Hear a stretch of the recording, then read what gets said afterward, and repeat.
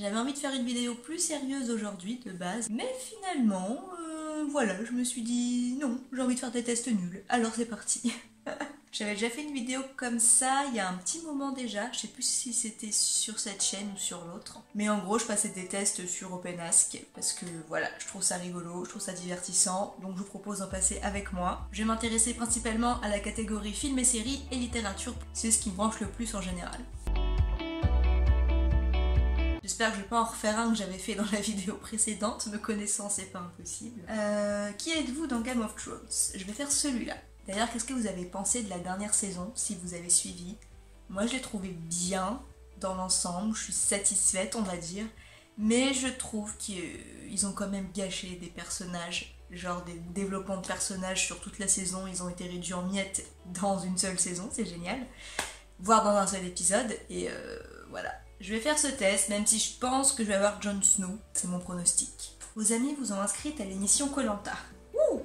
Pour gagner, il va falloir que vous soyez proche des bonnes personnes, vous sachiez nager et faire un feu avec 3 brindilles, vous laissiez de côté votre mauvais caractère, vous fixiez des objectifs, vous donniez l'impression d'être vulnérable. Bon, la 2 me paraît logique, mais on sait tous que ces émissions sont un petit peu truquées, donc bon, est-ce que vraiment c'est utile? J'ai un doute, mais bon. Après, dans le sens où c'est une émission télévisée, les gens aiment bien avoir des personnages émotifs à l'écran parce que c'est plus distrayant et que ça les fait plus s'attacher à eux ou au contraire plus les détester. Du coup la dernière en fait c'est un petit peu fourbe et un petit peu lâche, mais bon c'est si vraiment on jouait le jeu, ce serait la bonne, ce pourrait être une bonne réponse. Je vais rester sur la 2, la simple, parce que voilà. Au bureau, votre manager vous demande de travailler sur un dossier très compliqué. Vous faites vos recherches, vous demandez à des copains, vous tentez de vous en sortir. Vous travaillez jour et nuit s'il le faut pour montrer de quoi vous êtes capable. Vous demandez à votre collègue calé de vous aider à le boucler. Vous essayez d'amadouer votre manager pour qu'il donne le dossier à quelqu'un d'autre. Vous baissez les bras et vous avouez à votre patron que ça risque d'être un dossier difficile pour vous. J'aime bien d'abord tenter de me sortir toute seule de mes problèmes et si après vraiment je suis bloquée, je vais demander à quelqu'un. Donc voilà, on va partir sur la première. Vous voulez mettre le paquet pour le nouvel an. Proposez un week-end prolongé avec tous vos amis. Oh, ce serait si bien. Budget de chacun, jour de repos et disponibilité des locations, vous prenez déjà la température. Ça me ressemble bien ça. Vous faites vos vœux de chaton, hein, pour que votre pro de l'organisation prenne le relais. Ah, vos yeux de chaton, vos vœux. Vous proposez et vous les regardez s'organiser. Vous préparez tout dans votre coin et vous leur proposez un week-end à la carte. Vous mettez en place des apéros nouvel an pour que vous puissiez y réfléchir ensemble. La dernière peut être pas mal, mais j'aime bien la première aussi. C'est ce que je fais souvent quand je veux organiser une sortie à plusieurs. Ça n'est pas arrivé depuis des années, mais bon, en général, je partais comme ça. J'essayais de piocher un petit peu ce qui était possible pour tout le monde, et puis après, on réunissait tout ensemble. C'est la fin de l'année. L'occasion pour vous de prendre une bonne résolution. Vos amis décident pour vous, vous devez trouver un copain, laisser les autres vous rendre service, arrêtez de vous tuer à la tâche, surtout au bureau, trouvez plus de temps pour les autres, arrêtez de faire le pitre tout le temps, surtout au bureau. Je vais partir sur la 2, laisser les autres vous rendre service, ouais. J'ai tendance à toujours vouloir tout faire toute seule et gérer toute seule, du coup des fois quand on veut me rendre service, j'ai l'impression que c'est d'une manière détournée de me dire non mais tu vois bien que t'es pas capable, laisse-moi faire. Du coup ça m'énerve. Bon c'est selon les cas mais voilà quoi. Pour les vacances vous n'avez aucun plan. À la dernière minute vous êtes capable de trouver un plan chez une copine qui habite en Corse. Wapi j'arrive. Une tente à planter où le vent vous emmène. Un bon plan pour partir loin et pas cher. Des parents aimants qui vous proposent une évasion. Une âme en peine qui voudra bien vous accompagner.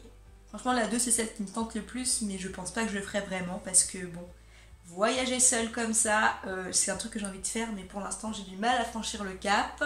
Déjà parce que j'ai pas tout le matos qu'il me faut et aussi parce que bon, soyons réalistes, je fais 1m55, je suis une fille. J'ai plus de risques qu'un mec qui part en solo, voilà, malheureusement c'est comme ça. Oh allez, un bon plan pour partir loin et pas cher. J'aime bien surveiller tout ce qui est voyage privé et compagnie donc ouais. Vous avez un pépin ce mois-ci, vos impôts viennent de tomber et vous n'avez plus assez d'argent pour gérer la fin du mois. Vous demandez à vos parents s'ils peuvent vous dépanner. Vous allez manger des pâtes tous les soirs et limiter les dépenses. Vous allez tenter de trouver des missions à droite à gauche. Vous allez oui bien sûr je vais boire mon banquier pour trouver une solution. Vous demandez à votre meilleur ami s'il peut vous aider ce mois-ci. D'habitude, je dépasse tout simplement mon autorisation de découvert, voilà, donc et j'essaie de pas dépenser dans le mois. Je reste vraiment sur les courses qui sont obligatoires. Après, manger pas tous les soirs, oui, mais c'est ce que je fais déjà, donc c'est normal pour moi en fait. Voilà, je vais presser sur la 2 tout simplement. Pour une location de vacances, vous tombez vite sous le charme d'une chambre chez l'habitant, d'un appartement simple et fonctionnel, d'une cabane au sommet d'un arbre, d'un hamac au bord de la plage, d'une villa avec piscine. Alors, une cabane au sommet d'un arbre, tout de suite. Le hamac au bord de la plage m'attire encore plus, mais pour une location, genre tu vas passer ta nuit dans le hamac, tu vas laisser tes affaires à côté, tu vas dormir... Non? Alors, qui suis-je? Suspense. Ah, j'ai eu Arya. Ah bah surprise. Si June est Arya Stark, ce n'est pas parce qu'elle multiplie les galères, non. C'est parce qu'elle partage le même goût pour la liberté. Comme la Benjamin Stark, June ne veut pas se dégage. June ne veut pas se conformer et rentrer dans un moule. Oui, c'est vrai. Indépendante, elle veut vivre sa propre expérience. Courageuse et aventurière, June a soif de connaître le monde. Comme Arya, June est assez obstinée pour réussir à se sortir de tous les pétrins. Alors je ne sais pas si la dernière phrase est vraie, mais pour le reste, j'avoue que je m'y reconnais. Donc oui, pourquoi pas, c'est un match. Qu'est-ce que je fais ensuite? Alors, qu'est-ce qu'on fait plutôt? Tiens, je vais faire Sailor Moon, je suis en train de les lire en ce moment. Enfin, j'ai lu que le tome 1 pour l'instant. Si vous connaissez Sailor Moon, vous me direz si je suis un bon perso ou pas. Pour les vacances, je préfère une semaine au bord de la mer avec mes amis, dans une maison perdue dans la campagne, d'initiation au parapente et au canyoning en montagne. Alors la dernière me tente beaucoup, mais les potes avant tout. C'est toujours la meilleure chose, c'est toujours les meilleurs plans, partir avec les potes, c'est ce que je préfère au monde. Ça m'est jamais arrivé encore, mais bon, voilà, dans le principe, c'est ce que je préfère. Quand je tombe amoureuse, je garde la tête froide et je ne néglige pas le reste de ma vie. C'est une passion de plus qui s'ajoute à toutes mes autres passions. J'ai tendance à oublier tout le reste. Ça fait longtemps que j'ai pas été amoureuse, je m'en rappelle plus moi. Puis bon. La dernière fois que j'ai vraiment été amoureuse, j'étais au collège, alors sans compter les gros crushs que j'ai pu avoir au lycée, mais bon, qui étaient restés des crushs que je gardais pour moi, voilà. À l'époque j'avais 15 ans, donc je suis plus amoureuse de la même manière aujourd'hui, donc je vais partir sur la première, parce que je sais que j'ai un gros besoin de liberté et d'indépendance et qu'il n'y a aucun intérêt à ce que la personne empiète sur ma life, sinon c'est mort. Quand je dois prendre une décision importante, je suis mon intuition, je demande leur avis à mes amis, je réfléchis et j'analyse la situation avant d'agir. Alors j'ai tendance beaucoup à réfléchir. Le problème c'est que j'ai vraiment beaucoup du mal à prendre des décisions et j'ai l'impression que plus j'y réfléchis et moins j'arrive à trouver une solution en fait et plus je galère justement à prendre cette décision. Voilà, c'est paradoxal mais du coup je garde la une, je suis mon intuition. C'est comme ça que je fonctionne le mieux. Je débat avec des amis et on n'est pas du tout d'accord. J'écoute leur avis avec attention mais je continue à argumenter. Je suis sûre d'avoir raison, même si en réalité c'est pas toujours le cas. Je les laisse généralement me convaincre qu'ils ont raison. Généralement j'écoute les gens, mais ça m'empêche pas de rester sur ma position, à part s'ils disent un truc pertinent, parce que bon, c'est aussi le but d'un débat, hein. Ça peut être de faire remuer les autres, ou qu'eux te fassent remuer. Donc, mais voilà, je continue, tant que je suis pas convaincue par autre chose, je continue dans mon idée, donc je vais rester sur la première. Dans Sailor Moon, June ressemble à Sailor Mercure. Ah mais oui, c'est celle qui est intelligente, non? Enfin voilà, celle qui est bosseuse, non, c'est pas elle. Grâce à son intelligence aiguisée et à sa grande sagesse, June Monderland est une vraie stratège, ce qui fait d'elle, à l'image de Sailor Mercure, une excellente guerrière malgré son caractère plutôt timide et solitaire. Studieuse, elle sait combien le travail et l'apprentissage sont importants. Et n'oublie jamais la modestie malgré ses grandes capacités. Je dirais que je suis assez d'accord avec tout, sauf sur la partie studieuse. Je peux être très très studieuse si vraiment je suis à fond ou que j'adore ce que je suis en train d'étudier, mais si c'est pas le cas, lol quoi. J'avais mis la vidéo sur pause et j'ai oublié de la redémarrer. Voilà, du coup je suis en train de faire le test. Avec quel personnage de série devriez-vous sortir? J'ai hâte de voir ce que ce test me réserve. Vous rêvez qu'il soit noble de cœur et beau comme un dieu, drôle et sincère, cool et sportif, supérieurement intelligent et un peu bad boy. Drôle et sincère sans hésitation. Surtout sincère. Votre refuge, ce serait plutôt un café sympa, un resto en haut d'une tour de New York, une forêt sauvage et mystérieuse, votre lit. Une forêt sauvage et mystérieuse, clairement, même si mon lit et moi c'est une grande histoire d'amour. Dans une autre vie, vous choisiriez d'être médecin, chirurgienne, infirmière. Pour la survie de tous, on va éviter. Aventurière, exploratrice, astronaute, un truc dans le genre. Spécialiste de la facturation statistique et de... non. Détective, espionne, contre-espionne, agent... Ouais mais non, je vais rester sur la deuxième, aventurière, exploratrice. J'adore. Une qualité que vous recherchez chez votre partenaire. Le courage et la sensibilité, l'humour, le courage et la détermination. Les défauts sont bien plus intéressants que les qualités. Je vais rester sur la première, le courage et la sensibilité. Voilà. Après, je sais que j'aime les personnes sensibles, mais par contre, il faut pas non plus qu'elles soient trop sensibles. Les personnes qu'il faut ramasser la petite cuillère pour un rien, c'est bon, j'ai donné, j'en ai marre. Je suis pas médecin, je suis pas psy, je suis pas ta mère. Après, c'est normal que sur certaines situations, on peut avoir besoin des autres, c'est tout à fait normal. Mais alors, vraiment pour un rien, tout le temps s'effondrer vraiment pour rien, j'ai donné ma part, on va dire, ça suffit. Les animaux, avant de les caresser, toujours vérifier qu'ils ne sont pas piégés pour vous exploser au visage. What? Sont rigolos, vivez lolcats. Sont vos amis et vous comprenez leur langage, enfin pas tous mais certains, sont parfaits dans votre assiette. Ok, je vais rester sur la 3. Après je prétends pas comprendre forcément le langage des animaux, mais voilà, les animaux sont mes amis. Du coup, avec qui je sors? Suspense. Ah bah voilà, Jon Snow, je savais bien qu'elle allait sortir à un moment donné. June Monderland devrait absolument sortir avec un chevalier de légende. Le hérotype tout droit sorti d'un récit épique de fantasy, quoi. Nous lui recommandons le sémillant Jon Snow de l'incroyable série Game of Thrones. Courageux, voire héroïque, son charme ravageur et sa noblesse de cœur conviendront parfaitement à la nature rêveuse et passionnée de June. C'est vrai que j'aime bien Jon Snow, par contre il a fallu attendre la saison 3, non la saison 4 même pour que je commence à le trouver cool. Les 3 premières saisons... non, je l'aimais pas plus que ça. Même si dans la saison 8, à part répéter She's my queen, franchement... Non, ouais, j'aime bien ce personnage, je le trouve mignon comme tout. Pourquoi pas? Après, je craque pas non plus dessus, c'est pas mon crush ultime, mais bon.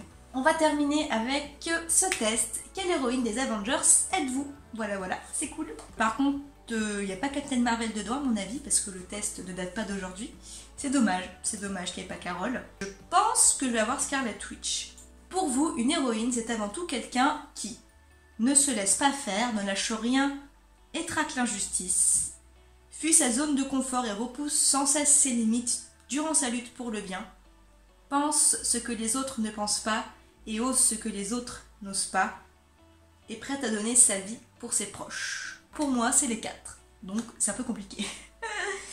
Mais me connaissant, je vais partir sur la première. Ne se laisse pas faire, ne lâche rien et traque l'injustice. Je pense que si j'étais une super héroïne, je serais une vraie traqueuse d'injustice. Quand vous voulez séduire, vous jouez la carte de la distance, vous sortez le grand jeu, vous ne parvenez pas à rester sérieuse, surtout vous restez vous-même. Alors, je ne séduis pas, je ne suis pas une madame séduction, et je n'aime pas être séduite non plus d'ailleurs. Pour moi, séduire, ça rime avec fausseté en fait. C'est vouloir plaire à quelqu'un à tout prix, sans forcément que ce soit dans la réalité. C'est pas ce que je recherche dans une relation en fait. Donc voilà. Bon, après, il y a la séduction, dans le genre tu fais un jeu avec quelqu'un, machin, d'accord, mais bon, on va dire que c'est autre chose encore. Mais sinon, moi non, je suis pas quelqu'un de séducteur, ou alors malgré moi, hein, peut-être. Mais du coup, je reste sur la dernière, vous restez vous-même. Votre devise, ce serait plutôt plus haut, plus loin, plus vite. Ah, Captain Marvel, on sait jamais, hein. Ce n'est pas parce que quelque chose fonctionne qu'on n'a pas le droit de faire mieux. Rien ne dure éternellement. Je serais heureuse de mourir entourée des gens que j'aime. J'aime bien la 2, c'est pas parce que quelque chose fonctionne qu'on n'a pas le droit de faire mieux. Et après, pour une devise, c'est un peu long, hein, j'arriverai pas à m'en rappeler, moi. Du coup, j'ai envie de partir sur celle de Captain Marvel. Voilà, plus haut, plus loin, plus vite. Voilà, une manière de dire que c'est bien de se dépasser dans la vie. Si vous étiez dans la peau d'un insecte, une menthe religieuse... Ah, je hais les menthes religieuses, bouh! Une libellule, une coccinelle ou une mygale. J'aime bien les libellules, je trouve ça très mignon. Partir là-dessus. Vous auriez pu être pilote, ingénieur, espionne, navigatrice. Je vais partir sur espionne, je pense. Votre point faible, votre négativité, votre spontanéité, votre rigueur morale, votre tempérament. Après mon tempérament, j'essaie tout le temps de contrôler justement pour éviter d'avoir à m'emporter et à partir et à me laisser dominer par mes émotions. Ça peut être aussi la 2, parce qu'être spontané, ça a ses qualités, mais ça a aussi ses défauts. Par exemple, des fois on sort quelque chose de manière très spontanée, mais on se rend pas compte forcément dans la situation si c'est bien placé ou déplacé. Et parfois en y repensant, on se dit que la chose a pu être mal interprétée ou d'une autre façon et que du coup la personne va avoir une image de nous qui n'est pas la vraie. Voilà, vous sentez l'expérience, n'est-ce pas? Ouais, donc je vais partir sur la 2. Et attention. Oh, Captain Marvel! Ah, je savais! J'avais répondu Scarlet Witch parce que je pensais qu'il n'y avait pas Captain Marvel dans le test, mais Carol est là. June est Carol Danvers, alias Captain Marvel. Indépendante, positive, idéaliste, June est surtout extrêmement endurante et déterminée. Alors je suis d'accord sur tout, par contre l'endurance on va repasser. Pour l'instant c'est pas vraiment le cas. Hein. On a beau tenter de la détruire émotionnellement, par tous les moyens possibles et imaginables, elle semble indestructible. June a tendance à ne pas accepter les limites qu'on lui impose, elle aime trop les dépasser. Leader née, June sait faire preuve d'une autorité naturelle en raison d'un tempérament très entier, qui explique son besoin de se sentir unifiée dans ses paroles comme dans ses actes. Garde tout de même à sa grande rigueur morale, dont certains pourraient profiter pour la tromper. Mais c'est si vrai tout ça. Je suis si heureuse d'être Carole. Allez, go m'acheter le costume maintenant et la perruque, n'est-ce pas? Bon, ça suffira pour aujourd'hui, je pense, parce que ça va durer assez longtemps comme ça de toute façon. Je vous mettrai les tests en barre d'infos si jamais ça vous intéresse de les faire vous aussi. Et n'hésitez pas à me dire ce que vous avez eu. Moi, je vous retrouve très bientôt sur cette chaîne pour une prochaine vidéo. Et si d'ailleurs dans la prochaine vous me voyez habillée exactement de la même façon, c'est qu'il est possible que j'ai tourné cette vidéo juste après celle-ci. Voilà, je verrai cet après-midi, je vais peut-être aller voir Doré la Cité Perdue au cinéma. Donc voilà, je vous fais plein de bisous et on se retrouve très bientôt sur cette chaîne pour une prochaine vidéo. Allez, portez-vous bien. Ciao!